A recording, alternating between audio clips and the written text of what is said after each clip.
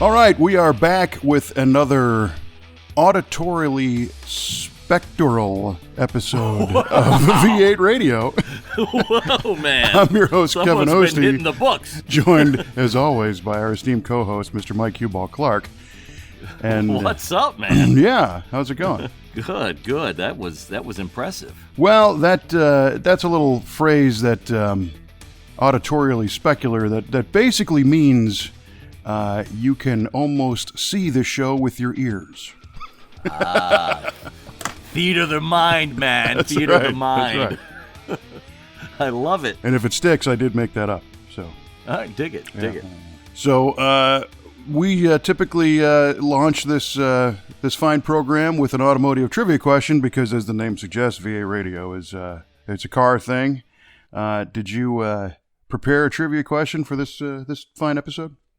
Absolutely, sir. I did prepare one, and I'll come out of the gate with it.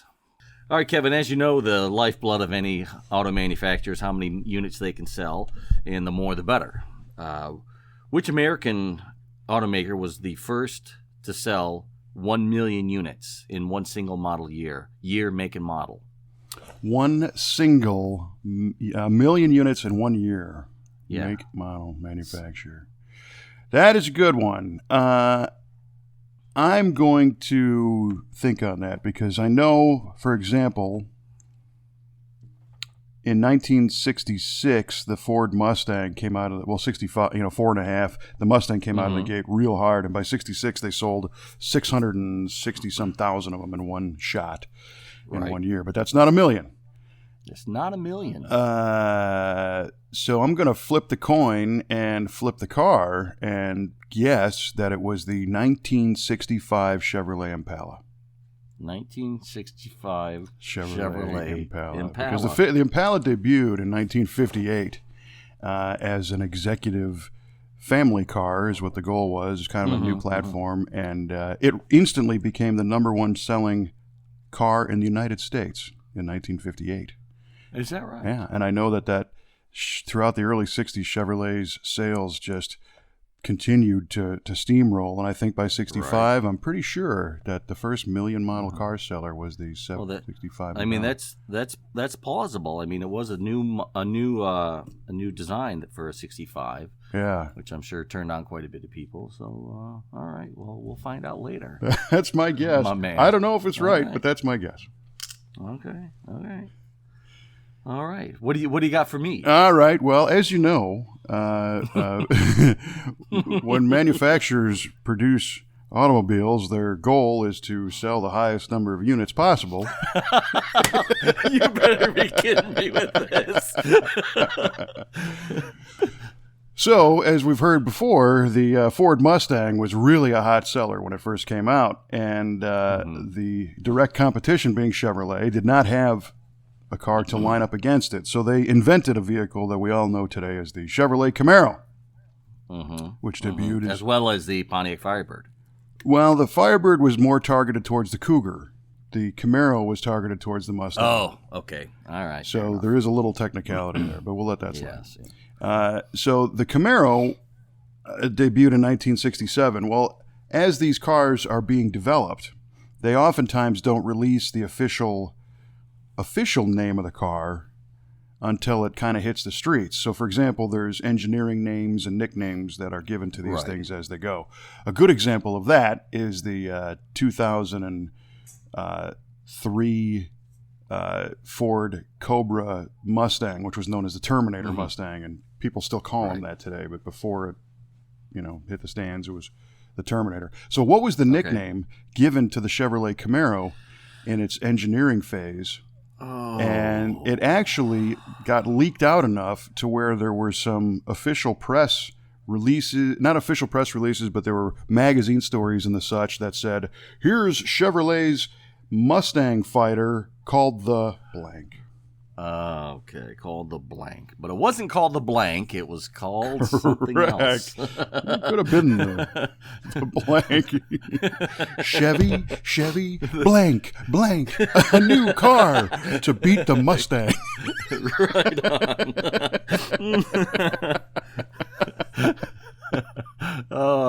marketers, I'll tell you what. Love them. Yeah. All right. So the engineering name for the Camaro. And there was to muddy the waters just a bit. Appreciate that. Yeah. Oh yeah. I do what I can. At some point, from what I understand, there was like hundreds, if not thousands, of names that they were kicking around before they landed on Camaro. But this particular one was the front runner and got some press, and not just focus group type research. All right. Well, this is a either you know it or you don't kind of a question. Well, not a whole lot of room for guessing. And of course, the name, the actual name Camaro, has some speculation on what that really means. Some say it means it's French for my little buddy or my little friend. Right. And there's kind of a funny story about how Chevrolet engineers were discussing the name Camaro and trying to sell it to the top brass. And they said, what does this really mean? And they said, well, it's a reclusive but very fierce little animal that kills horses. Of course, perfect. targeting the Mustang. Right, exactly. I like it. All right, the Camaro's engineering name, it got kicked around and leaked to the press. It we're gonna say that it was. And sometimes something. These names are something other car brand models. Right. That for example, I think the Firebird was a name given to earlier GM prototypes before it became an official Pontiac car. Is that right? I think there was a Cadillac that was a concept car called the Firebird at one point. So maybe it was another name that was known as an actual car. Don't. I don't know. I'm just thinking here to buy you some time.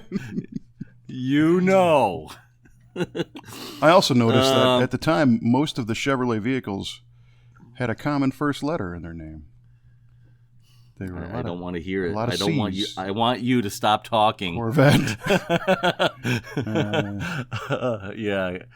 We're gonna say the only thing that's coming to mind, and it's completely off base, is we'll see. It was called the Banshee. The Banshee goes for a Pontiac concept car name. Mm-hmm. Interestingly enough. So we'll see. Maybe they borrowed it, or Pontiac used it instead. Yeah. So Banshee right. It is. Locking it in. Final answer is Banshee. All right. Well, good to hear. Yeah. Write it down. Put some smiley faces next to it. I did. All right. Hey, thank you. Thank you very much. Emoticon there. Yeah. Of a Banshee Indian. I know. Oh man. Okay. Moving on. Yes, a little bit. So, what else is happening these days? I got some parts delivered. Oh, right on. On Friday, as you know, it was some rod bearings, main bearings, and rings. Yeah, which will allow me to get going on getting this short block put together. So the GTO engine is piece by piece. Coming to fruition. Mm-hmm. And last night I ordered the BOP one-piece rear main seal, so that should be coming pretty soon. Excellent. And, so then, theoretically, you can get the whole rotating assembly put together. Oh man, yeah, you're close. Ready to start getting gaskets and putting things together and screws and stuff. So the project is moving. A bit glacially, but moving. Well, yeah, but that's how these things go. As far as the parts that you're kind of getting some of the non-glamorous items too right now. Those internal bearings and stuff, sure. And it's down to that seal and that's it. So we still have a set of cylinder heads that are going to go your way. That came off that 70s. It was a 7 or an 8. I don't remember now. We never got you the numbers on those cylinder heads, huh? Not the actual the dash numbers. There's a little machine pad on there, right, next to one of the exhaust ports. It says if it's a dash 4 or dash 8 6X head. So right, and either way. The concern was we wanted to reduce your compression ratio, but not by changing pistons. Correct. Yeah. Correct. Yeah. Right on. Yeah. So so we got that going. So when I get those, we'll tear them apart and look at them and make sure everything is cool and do whatever needs to get done to them, if anything. And what I'm really happy about is that these heads come ready for unleaded gas, and they have the hardened exhaust seats, and my heads didn't have that. They had didn't have the hardening seats, and I was worried about that exhaust seat receding again and burning a valve, because I plan on driving the car a lot. So. Did you burn one before? Was that the whole deal? Yeah, that's why. Is that what started this whole damn thing? Well, what started the whole thing was I had a wiped out cam lobe. Oh, that's right. And I put the cam in the car, in the engine, with the engine still in the car. And my buddy Randy came over with a tool to put in the exhaust, the spark plug hole rather, and put compressed air in and keep the valve up when we're replacing the springs. And one of the combustion chambers was passing air out of the exhaust. Right. We had to pull the head off and found that. And then I found the crappy pistons. And I'm like, well, might as well. Yeah, here we go. You know, it's funny because people ask us a lot about doing the hardened valve seats, and I think it's honestly kind of hit or miss. When you pulled those heads off, did you find that valve seat was recessed into the head? Well, it was burned. It was boogered up. The seat was. Yeah. So it had to. I had to have a valve job done. It was ready. Yeah. Sometimes you see, that was the big scare when leaded gasoline went away, is that your valve train would explode, tomorrow if you put unleaded exhaust or unleaded gasoline in. And we've seen cars that have had lots and lots and lots of miles on regular no lead gas, and the seats are fine. Is that right? Then we've seen other ones where, that valve is sucked in there good, and, the seat's torched, like you're saying. So, I tend to ask people that have a decent running car, if it's one of those out of the blue questions where like, yeah, I bought this old car. Do you think I should tear it apart and put, hardened seats in it? Measure it now and see if it's sealing. And let's determine how much you're going to use this thing, like you're suggesting. Right. If you're going to drive it every day, well then, but I also tend to kind of wait till there's a problem. If it's starting to smoke or, miss, then let's go ahead and do it. But recently, I don't really think there's been many opportunities to jump into that project. Hey, I'm just going to put hardened valve seats in. I mean, it goes along with other things, like you're saying. Right. Exactly. This engine had about 20,000 miles on it when I tore it apart. Yeah. So, the rest of the valve train looked fine. It was just that one particular seat that was torched out. So whether that had anything to do with gasoline or not, I'm not sure. But I always did run a lead. My dad always ran a lead substitute in the gas as well, and I continued that when I took possession of the car. So whether that helped or not, who knows? Yeah, you think it would. It's one of those things hard to measure. Right, exactly. Yeah. I mean, if it makes you feel good in your head, then I guess it's working.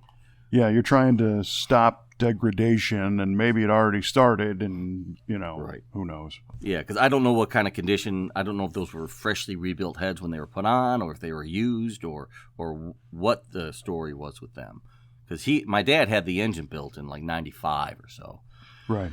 So like I said, I have no idea what condition they were in. Yeah. Don't know what condition my condition was in. Exactly. Yeah. Exactly. Well, speaking of keeping the older stuff on the road, did you happen to see the picture of the 69 Camaro that we posted on the Facebook page the other day, the orange one? It's that orange one. Yeah, I did. That thing was killer. Yeah, it's really a neat car, and it started kind of a debate about what to do with something like that.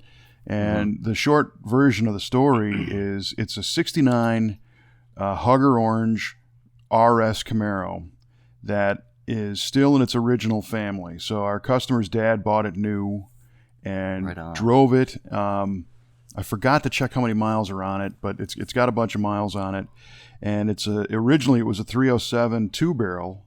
Really? With a Saginaw 3-speed manual and a 10-bolt rear end. So it certainly wasn't the fastest 69 Camaro you could buy, but it's an unusual combination. Yeah. And it doesn't have the original engine in it because he blew it up at some point, I guess. And it's funny because it's got like earlier Corvette or Chevrolet script valve covers on it. So like is that right? Something that might have come off maybe one of the million or so 65 Impalas. I don't know why you would bring that up. I don't know. Those are readily available. They made a lot of those cars. So, and it also has stickers on the valve covers that are kind of funny, and it says, prevent bearing failure. And it's got like not quite startup instructions, but this was an early version of a remanufactured engine that somebody threw in this car.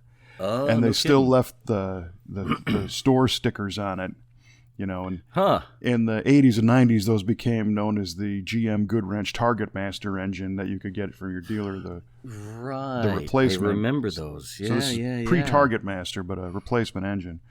Okay. And I don't know if it's just the top end either. I don't know a whole lot about this car yet. They could still have the original block. He seemed to suggest it didn't. But today it's got a 4-barrel carburetor. It's got an old Holly on it.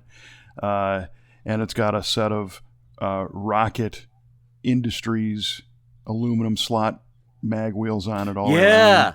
Yeah. My first GTO had those slotted mags. Those are boss. I love them. Yeah, they're pretty cool.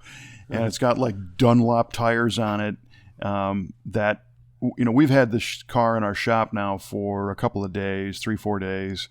And they're all still holding air. I can't believe it.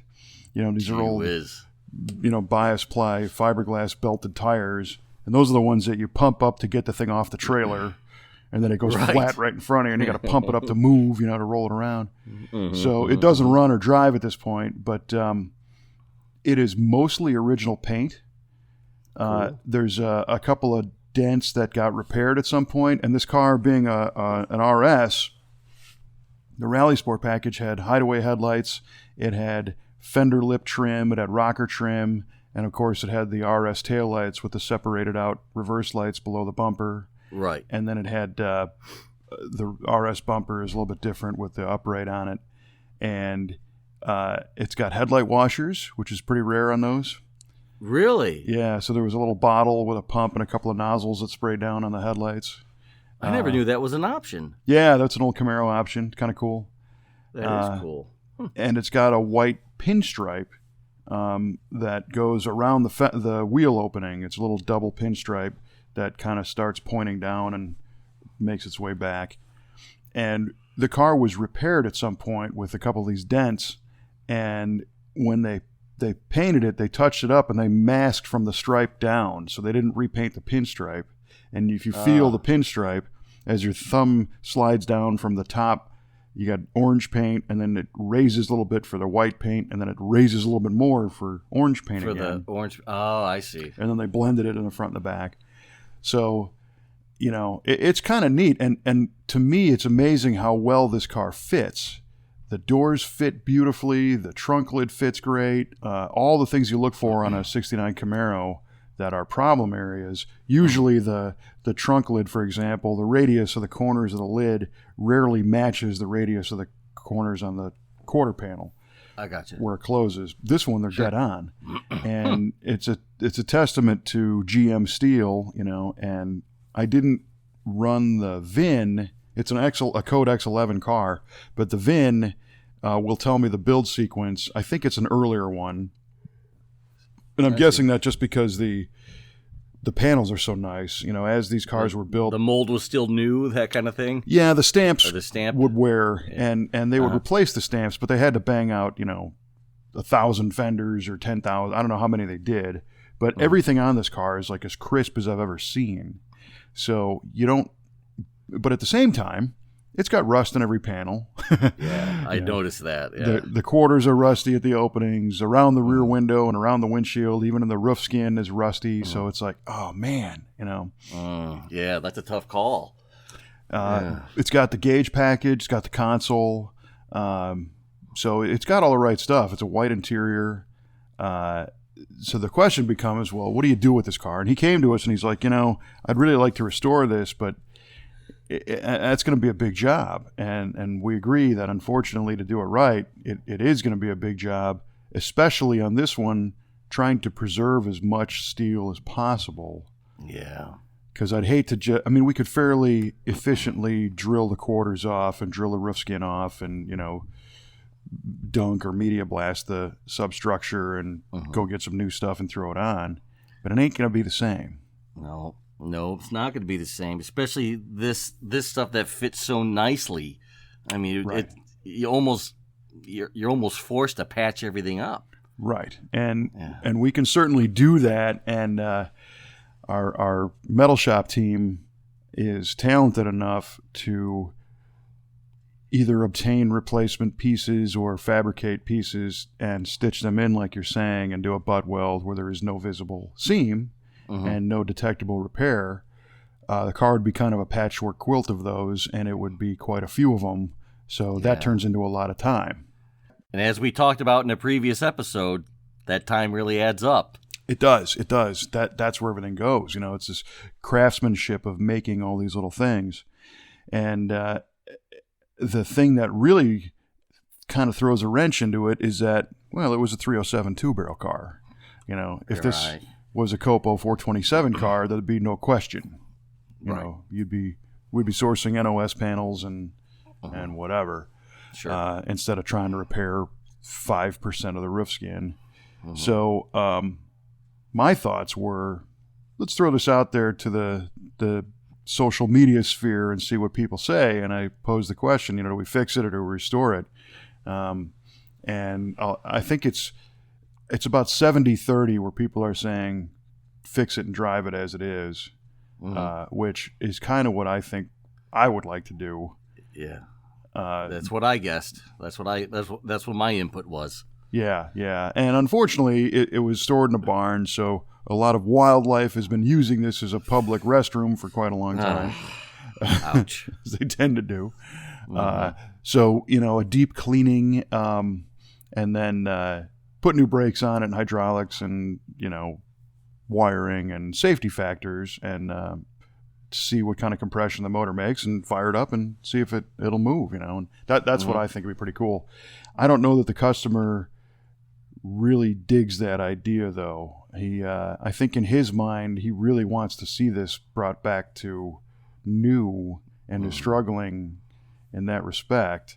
Yeah. And I think a lot of times we get kind of conditioned to think all or nothing. Yeah, that's true.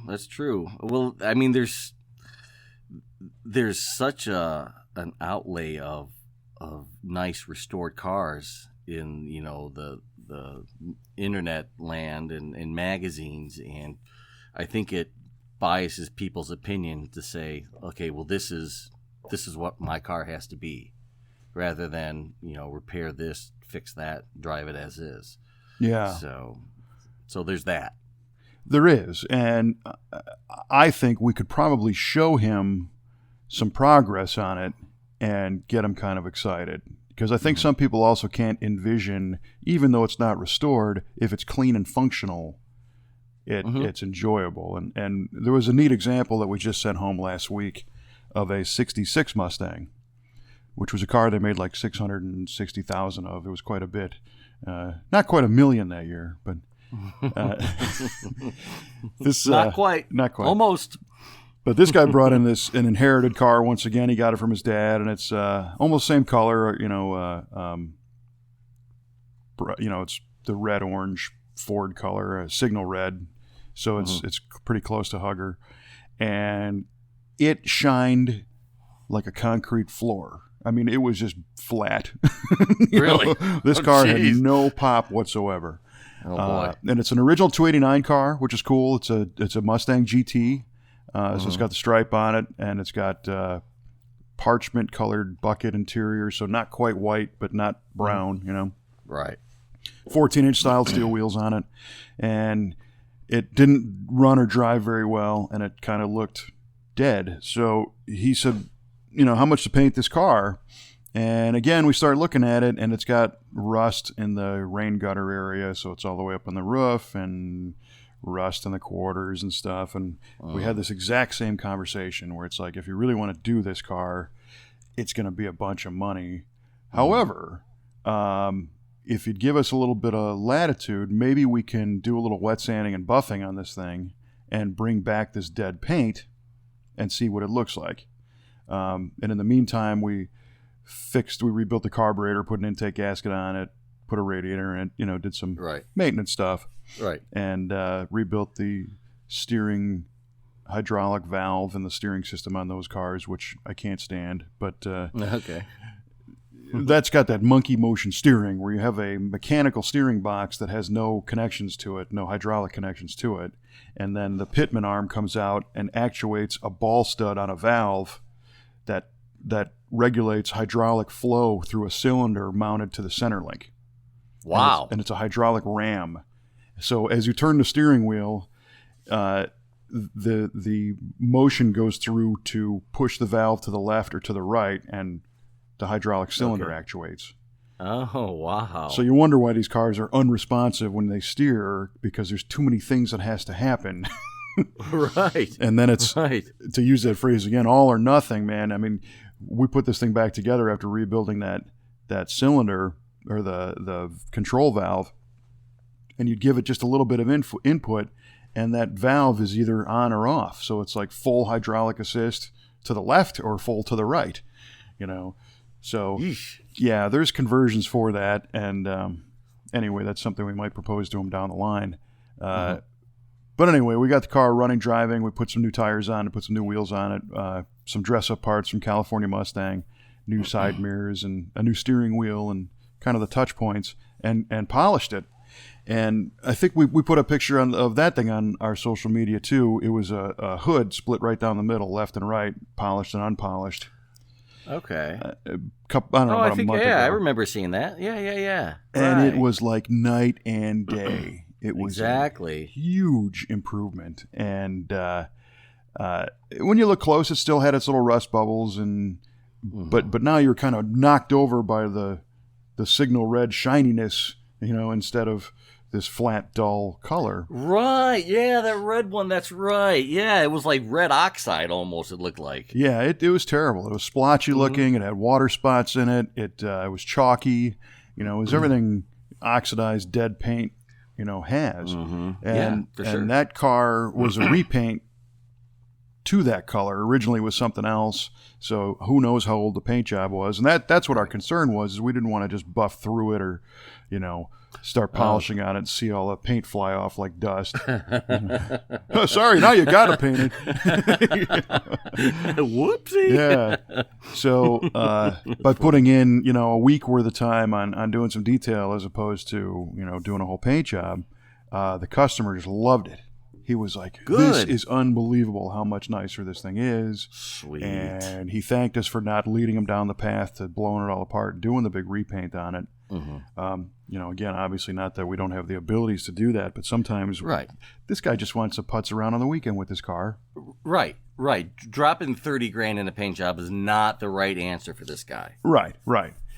So I'm kind of hoping we can use that example with this Camaro and say, okay, with a little love, we might be able to get you something that's pretty neat. And the funny thing, everybody's so obsessed with barn find cars these days, and and this one, barn find isn't really quite the right descriptor, because it was certainly in a barn, but it's been known forever. It's not like somebody stumbled across it. Upon it. Yeah.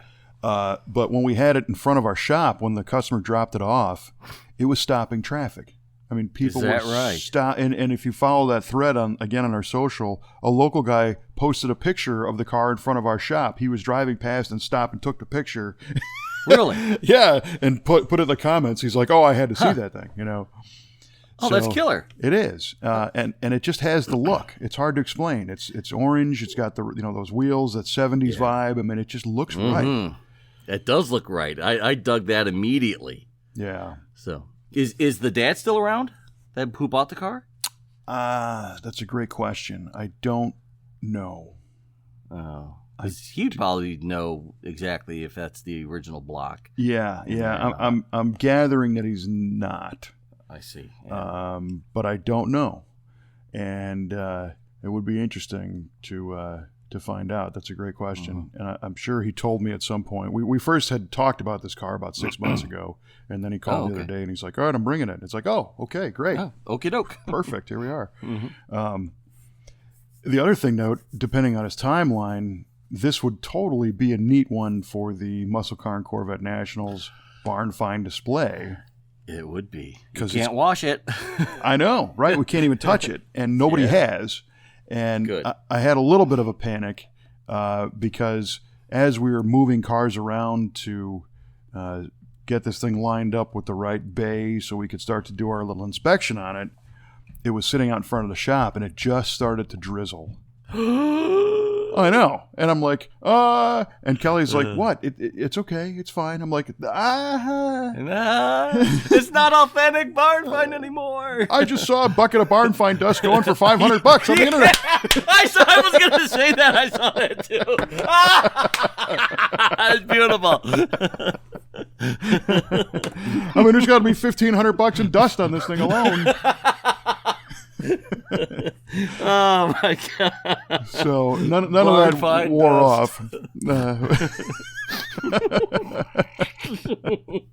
But how crazy is it that I was actually thinking that way? I'm like, don't ruin that. Yeah, right. And Kelly's like, look, before our team starts crawling through this to do the inspection, I want to vacuum out all the contributions from the wildlife over the years, and because. All the deposits have to get withdrawn. Yeah. Right. And, I get it because, it's a safety thing and you don't want these guys playing in filth. That's not cool. And, that aspect, well, now that I think about it, that aspect kind of is part of that barn find display. There's been dead mice and stuff on display at McCacken. Yeah. Oh, man. That's craziness. Yeah. But the cool thing about that show is they'll display the car as is, and then the following year it might be restored, right, or 2 years later, whatever.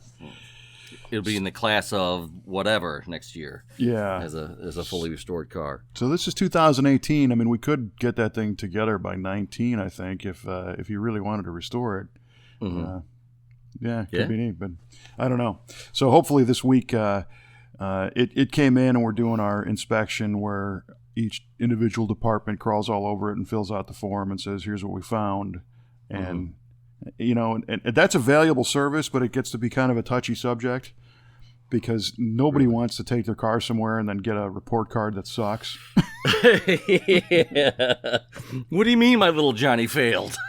Yes. You're a bad teacher. Yeah, exactly. Yeah. Well, here you go, Mike. Here's the sheet on your GTO, and notice the fail column is a strike. Lots of them, yeah. Yeah, they would fail miserably. Oof.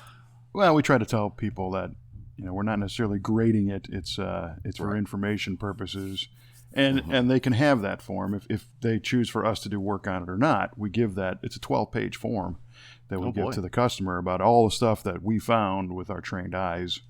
And they might not know about it, a lot of the stuff, leaky fittings and whatever. So we try to soften that blow, but in this case, he knows, he knows it needs everything. It's just it's hard to not know that just by looking at it on the outside. Yeah. I mean, it's just how much of everything does it need is the big question.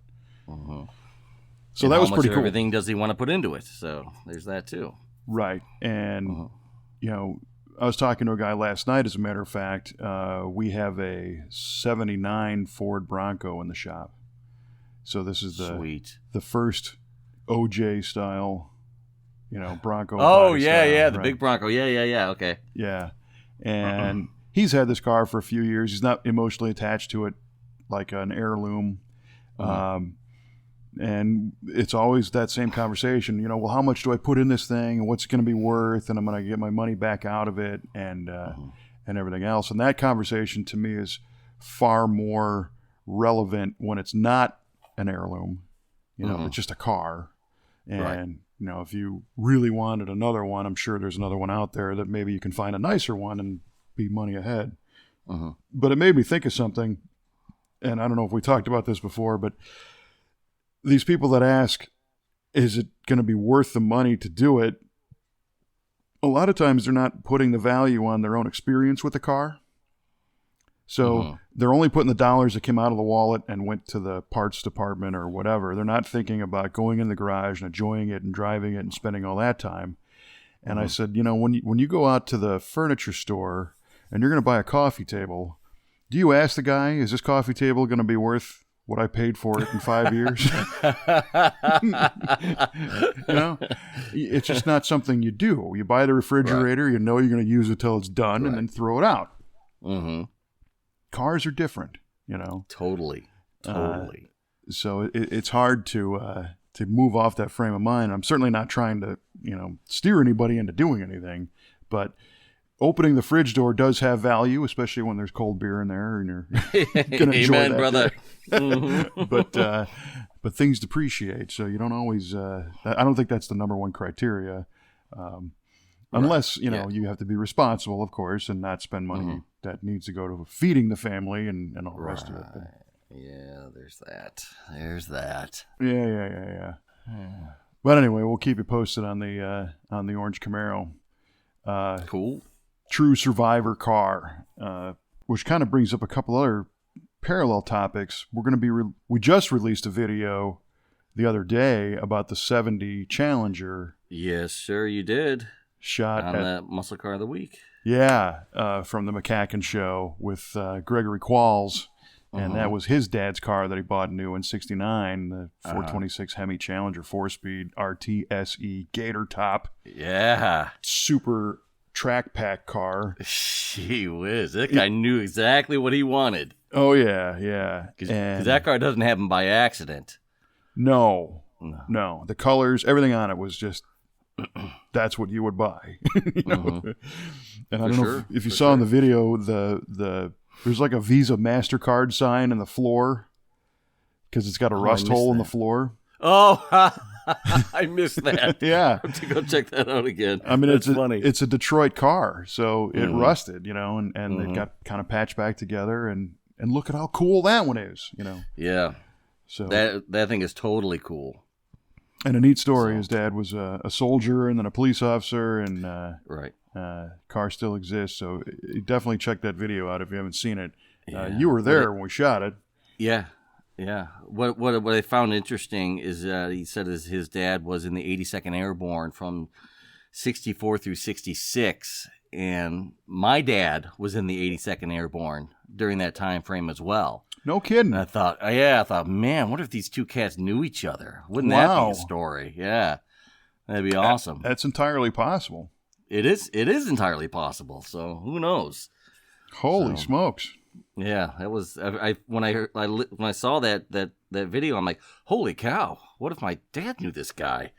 That is crazy. That'd be amazing. Yeah, I kind of wish he was still around. I could ask him. So. Well, both of them. That is unbelievable. Yeah. Huh? Yeah, small world sometimes. Yeah. I was so glad that he brought that car out so we could hear this kind of stuff, and shrink the world a little bit. So the commentary on that car is everyone's like, yeah, don't ever restore that thing. Yeah, no, never. Yeah, leave that one alone. Yeah, no, there's some cars that just are more valuable in their current state than they could ever be, fully restored. Because, like the mantra is, they're only original once. Even though this one is pretty rusty and has some definite city miles on it, it's still a good time capsule. And I mean, it's original, and it really takes you back to that time frame. Yeah, and it turns out that a lot of people know that car. He was kind of a local legend. Right. In Detroit. And I thought it was funny that his dad was the traffic enforcement officer who also did a little bit of street racing. Who better to do the street racing than the traffic enforcement officer? Right, go figure. Yeah, that was pretty cool. And another video that's coming out from McCacken is the story of the 69.5 A12 Super B 440 6-pack car that did that trip from barn find 2 years ago to fresh unveiling, fresh restoration this year. Cool. In 17. And that was the red car that was right down the stairs in the front, and it was unveiled. Oh, right. Very, very cool car. The guy who restored, his name is Dave Molnar. Him and his wife, Kelly, worked on the car for the past, year and a half. And Dave's a pilot, and this is his hobby. And he's one of these people that can do a restoration that's on par with any professional shop in his own garage. I mean, just a remarkable job.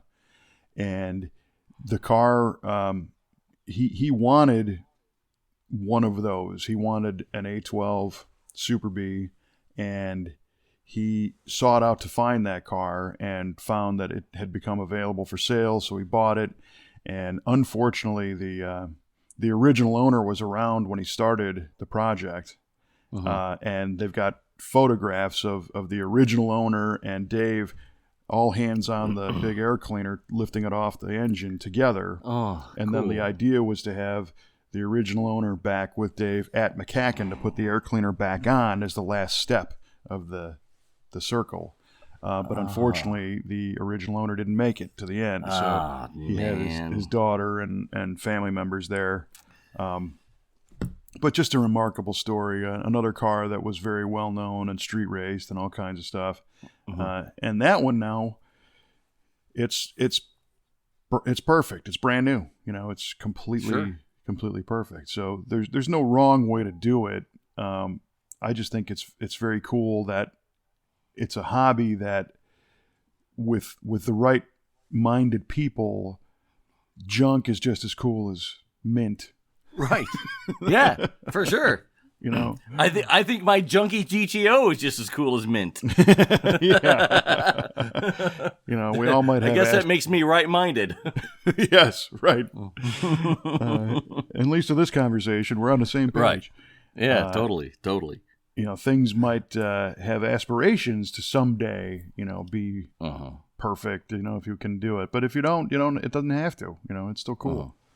And I can't stand the people who go to a car show or something and they're like, oh man, that thing's a piece of junk. It's all rusty. It's like, well, in this snapshot of time, when you walked up to it, yeah, you're probably right.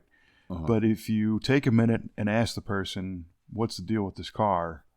Chances are you're going to find out that's a badge of honor and it's still here because of something else. And right. That's what's cool. Yeah. The fact it's still on the road is what's cool. And someone's still driving it, someone's still loving it, and you can't ask for much more than that. No, right, exactly. And that person might not have the means, which many of us don't.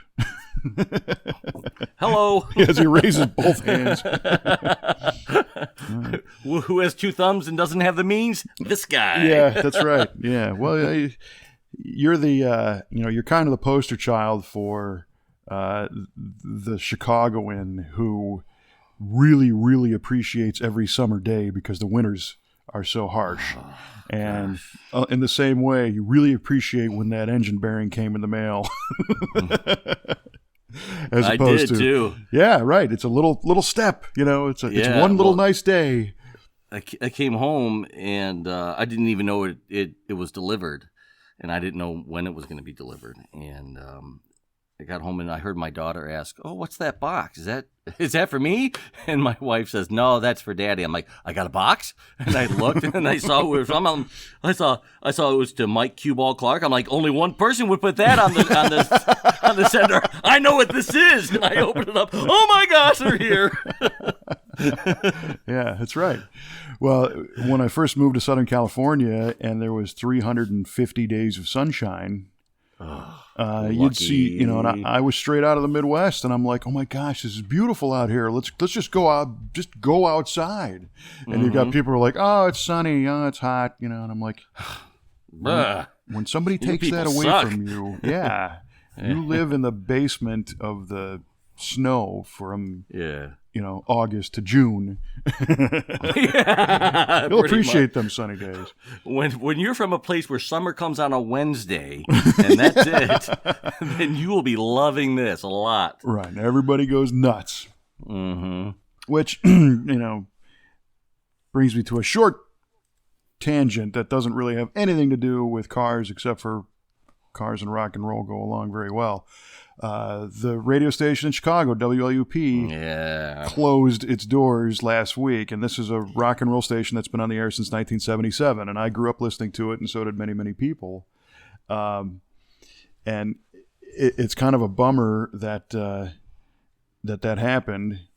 One of the guys who was on that show, on that radio station doing the morning show, was Jonathan Brandmeier. He did it for many, many years and was actually in a band, and they wrote a song called We're All Crazy in Chicago. And it kind of articulated that, you know, in the summertime they go nuts because they don't have a whole lot of time to do it. So just a little shout out to the Loop. That was kind of a bummer. And Johnny B. Johnny B. Yeah. Yeah, that was cool. You let me know that they were having their last show. That what was it? Last Friday. Yeah.